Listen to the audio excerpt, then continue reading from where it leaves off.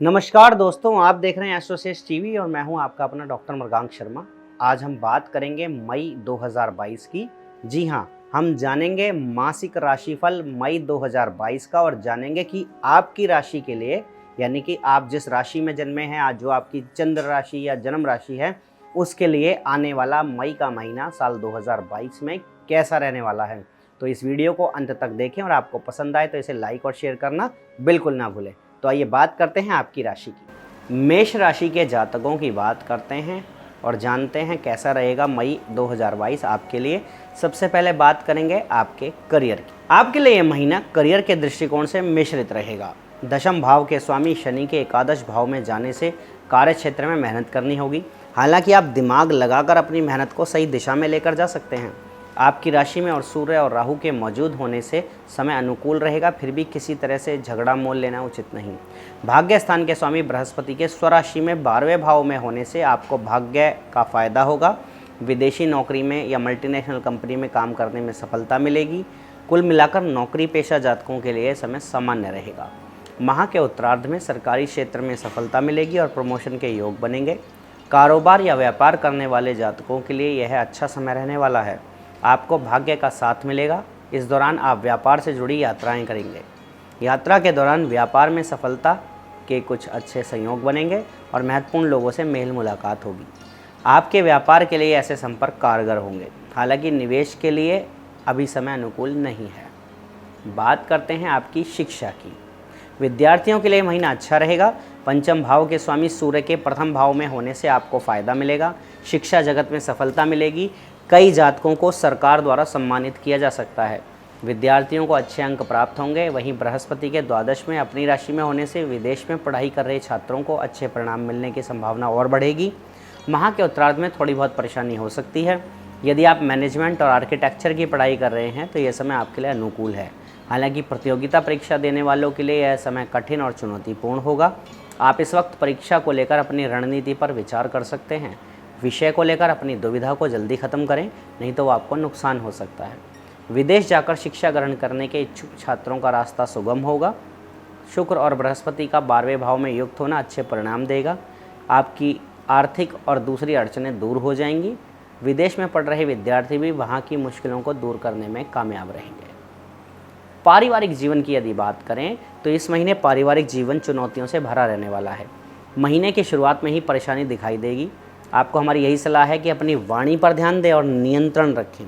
बाहरी लोगों से जितना हो सके दूरी बनाकर रखें। वहीं फिजूल में उलझने या उनसे झगड़ा होने की संभावना है, इसलिए थोड़ा सावधानी रखें। सूर्य के साथ प्रथम भाव में राहु होने के कारण परिवार में विशेषतर पिता के साथ कहासुनी संभव है। परिवार से जुड़े किसी फैमिली मैटर पर पिता का अलग रुख आपको परेशानी दे सकता है। आपको देखना होगा कि पिता पुत्र का मतभेद कहीं मनभेद में ना बदले। परिवार के दूसरों बुजुर्गों से भी बातचीत में आपको सावधानी रखनी होगी। आप अपने विचार और अपनी बात से परिवार के कई लोगों को नाराज कर सकते हैं। महीने की शुरुआत में पारिवारिक विवाद होगा, परंतु उत्तरार्ध में सूर्य का द्वितीय भाव में गोचर से परिवार में चल रहे अनेक विवाद दूर होंगे। परिवार के सदस्यों में समझौता होने की भी पूरी स्थिति बनेगी। अब बात करते हैं आपके प्रेम और वैवाहिक जीवन की। प्रेम संबंधी मामलों में यह महीना अच्छा रहेगा। पंचम भाव के स्वामी सूर्य के प्रथम भाव में होने से आपको फायदा होगा। प्रेमी प्रेमिकाओं के जीवन में उल्लास नजर आएगा। दोनों एक दूसरे के साथ घूमने फिरने जा सकते हैं। लवमेट अपने रिश्ते को लेकर काफ़ी गंभीर होंगे और एक दूसरे के सामने विवाह का प्रस्ताव भी रख सकते हैं। शनि और मंगल की पंचम भाव पर पूर्ण दृष्टि होने के कारण प्रेम जीवन में समस्याएं बढ़ेंगी और रिश्ते में तकरार हो सकती है। इस दौरान कई जातक प्रेम विवाह कर सकते हैं और किसी अनजान व्यक्ति का मार्गदर्शन भी आपको मिल सकता है। विवाहित लोगों के लिए महीने की शुरुआत अच्छी रहेगी। पति पत्नी एक दूसरे की भावनाओं को समझने का प्रयत्न करेंगे और एक दूसरे के प्रति प्यार भी बढ़ेगा।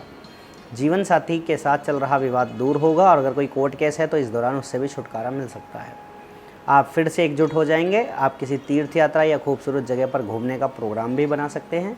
घर से बाहर का वातावरण आपके रिश्ते की डोर को और भी मजबूत करेगा। वहीं शादीशुदा जीवन में रोमांस भी महसूस होगा। आर्थिक जीवन की यदि बात करें तो आर्थिक तौर पर यह महीना अनुकूल रहेगा। महीने की शुरुआत में दूसरे भाव के स्वामी शुक्र 12वें भाव में होंगे, जिससे खर्चा बढ़ेगा और जमा किया हुआ पैसा फिजूल में खर्च होगा। परंतु माह के उत्तरार्ध में धन की कमी जो चल रही थी वो दूर होगी और आमदनी बढ़ती नजर आएगी। कारोबार और व्यापार में धीरे धीरे विकास होगा और साथ ही धन का आगमन होगा। आप इस वक्त कारोबार के विस्तार के बारे में सोच सकते हैं। नई योजना के साथ नया काम शुरू करेंगे तो सफलता अवश्य मिलेगी। व्यापार करने वाले लोग भी इस वक्त निवेश की योजना बनाएंगे। हालांकि आपको सलाह है कि सोच समझकर ही निवेश करें। नौकरी पेशा जातकों के जीवन में प्रमोशन के माध्यम से आर्थिक लाभ दिखाई देगा। माह के उत्तरार्ध में सूर्य का दूसरे भाव में गोचर होना अचानक धन प्राप्ति के योग बनाएगा।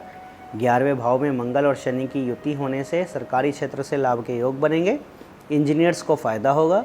व्यापारी वर्ग को यात्रा करने से अच्छा बेनिफिट मिलेगा। बात करते हैं आपके स्वास्थ्य की। स्वास्थ्य की दृष्टि से यह महीना अच्छा रहने वाला है। इस दौरान आपको पुराने रोगों से आराम मिलेगा। यदि सेहत को लेकर कोई परेशानी दिख रही थी तो इस वक्त उसका हल भी मिलेगा। छठे भाव के स्वामी बुध दूसरे भाव में रहेंगे। साथ ही छठे भाव में शुक्र और बृहस्पति की पूर्ण दृष्टि पड़ेगी, जिसकी वजह से स्वास्थ्य में मजबूती दिखेगी। परिवार में बीमार चल रहे किसी बड़े बुजुर्ग के स्वास्थ्य में सुधार होगा। माह के अंतिम चरण में माता के स्वास्थ्य में थोड़ी परेशानी हो सकती है, इसलिए आपको सलाह है कि आप लंबी यात्राओं के दौरान भी खासा सावधानी बरतें। शुक्र छठे भाव पर पूर्ण दृष्टि होने से दुर्घटना की संभावना भी बन सकती है। इस दौरान खान पान और दिनचर्या को लेकर सावधान रहें। उल्टा सीधा भोजन करने से स्वास्थ्य पर असर पड़ सकता है। कुछ जातकों को कमर में दर्द की शिकायत भी हो सकती है। उपाय के तौर पर इस महीने आपको अपनी इष्ट देव या इष्ट देवी की पूजा करनी चाहिए।